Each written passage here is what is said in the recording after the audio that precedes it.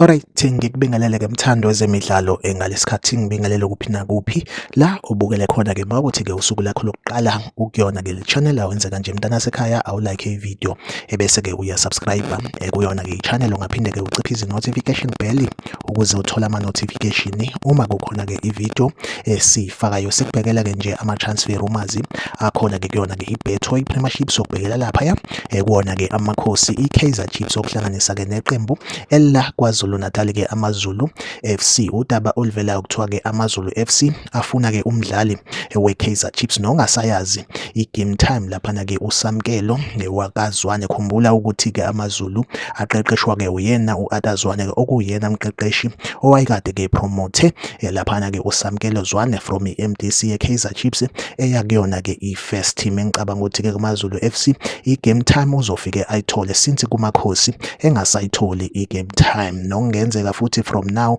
i-Kaizer Chiefs since-ke ene-contract nayo laphana-ke uSamkelo Zwane mhlambe-ke i-Kaizer Chiefs ingase imdedele nge-loan, kodwa-ke nje engizokuveza njengamanje kuthiwa-ke AmaZulu impela-ke ayamfuna uSamkelo Zwane-ke. Njengamanje ingxoxo ziyaqhubeka between yona-ke i-Kaizer Chiefs nawo-ke laphana-ke AmaZulu. Makwenzeka kukhona-ke i-movement eyenzakalayo between uSamkelo Zwane namaZulu FC ngizophinde-ke futhi-ke ngizoku-update, kodwa nje ingqikithi yale video uSamkelo Zwane AmaZulu ayamfuna-ke. Iyona update engiphethe. Like ivideo, subscribe ku-channel, ahlangabezane kwivideo elandelayo.